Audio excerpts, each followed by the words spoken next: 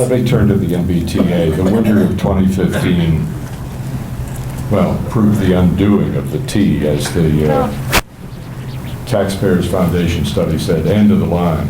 What's the problem? Money, management, something else? That was a great report. I know Mike Widmer is here. If you haven't read the report that was released on the T, it's very well done. It talks a lot about the history of it, and a lot of people do say, we need more money for the T.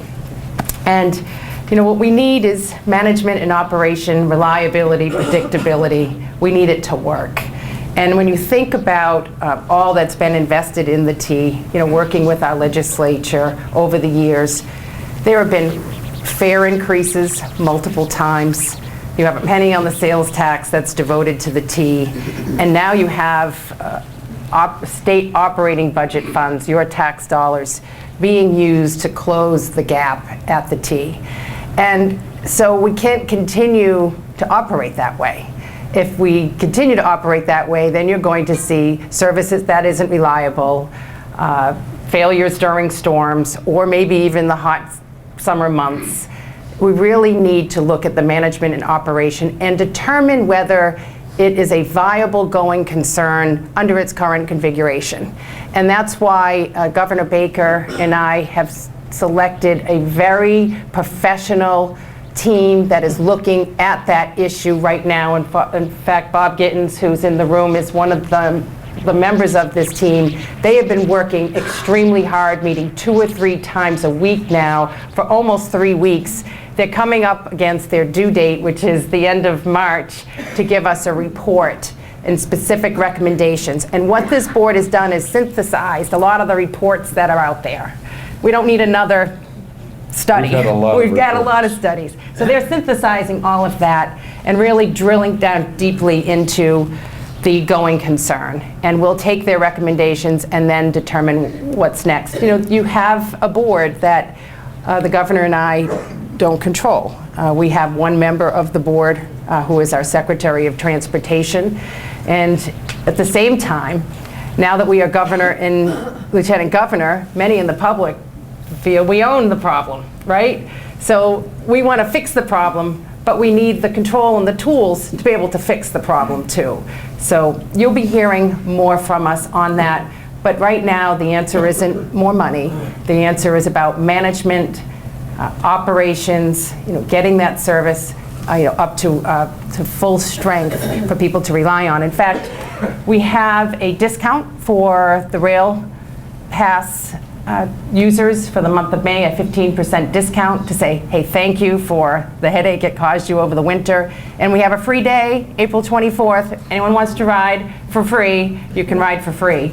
Just as a way to say thank you. We know that there are problems and we're going to fix it. Does the administration favor freezing expansion for the foreseeable future until you've got some of these other answers that you're waiting for? Well, we have a great board. And as I mentioned, Bob is in the room. We want to hear what their recommendations are. I do feel our commitment. Bob, is that one of the recommendations? We'll see. Coming soon, you'll hear. But let's give them a chance.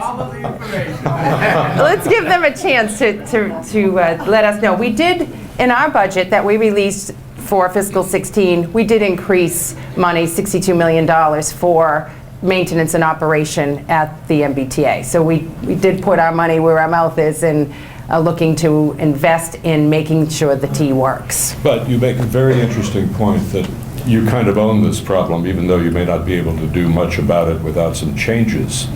It's a test of credibility, again, and competence for the administration, isn't it? Well, it is. It is. And I will say that during the storm, the MBTA, they have a lot of good people there, and they needed some guidance and some structure and some processes in place every single day that they could follow. And they were very willing to allow us to work with them to get the MBTA up and running, which is now at full strength. The rail and Keolis, the independent operator of the rail, has a contract with us, which makes for a different dynamic than the MBTA. And that's why Bob Gittens is going to solve this problem for us in the report that he's going to give to us in just a maybe just another week or two. So just be a little patient with us. Give us some time to sort through it. But we know this is a major priority for all of us here in the Commonwealth that rely on the rail and the T to get to work. $38.1 billion budget proposal, $1.8 billion projected gap next fiscal year. Where do things stand with the legislature as we talk this morning on this proposal versus what, you know the old saying, the executive branch proposes, the legislative branch disposes. Well, there's been a bit of discovery for us since we've come into office in January. Not only did we discover snow and the MBTA and the rail, we discovered budget problems in our state. Mike Widmer's been talking about this for years, but the first task really that we had to undertake was to rebalance the current year budget, which was $768 million out of whack. And we were able to do that in a very short period of time with cooperation from our legislative leadership and the members there to close that gap. And we did that without raising taxes, without hurting our cities and towns, with cuts to aid, and we were able to reprioritize and get that one fixed. At the same time, we had to prepare a budget for fiscal year 16, facing a $1.8 billion deficit. And so we had to assess where our opportunities would be. Certainly, we knew we would not raise taxes. The taxpayers have paid enough. Business individuals have paid their fair share into Massachusetts, and now it's time for us to do our job. So we introduced two major reforms.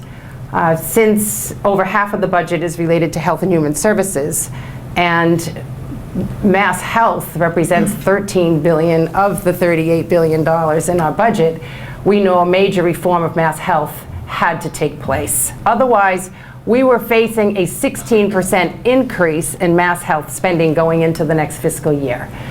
So with our very capable secretary, Mary Lou Sutters, we were able to, without changing eligibility and benefits for those recipients of Mass Health, reduce the rate of growth to 5.6%.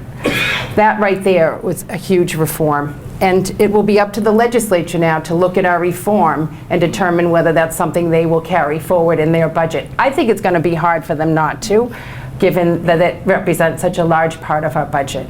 The other area of reform was to introduce an early retirement program for the executive branch.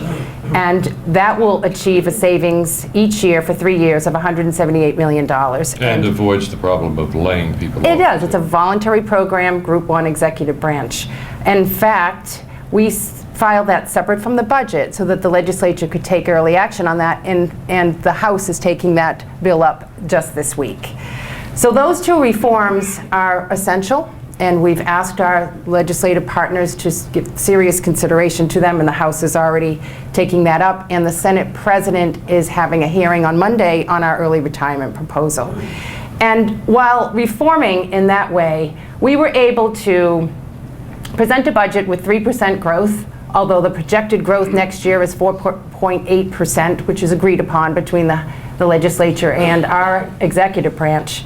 And that reverses a trend. Over the past years, the rate of growth in spending has been closer to 8%, while revenues have been coming in at 4%. And so this is the first year in 3 budget cycles that we've been able to live within our means, basically, and have a budget that comes in under the rate of growth of spending next year. And the priorities that we outlined in our budget: cities and towns, local aid, school aid, and doubling the earned income tax credit. Over 400,000 people in Massachusetts apply for an earned income tax credit. And through our budget, we would double that earned income tax credit, which could be upwards of $3,000 for a working person to put more money in their pocket, to pay their rent, pay their bills, save for their kids' future, and have a stable source of income.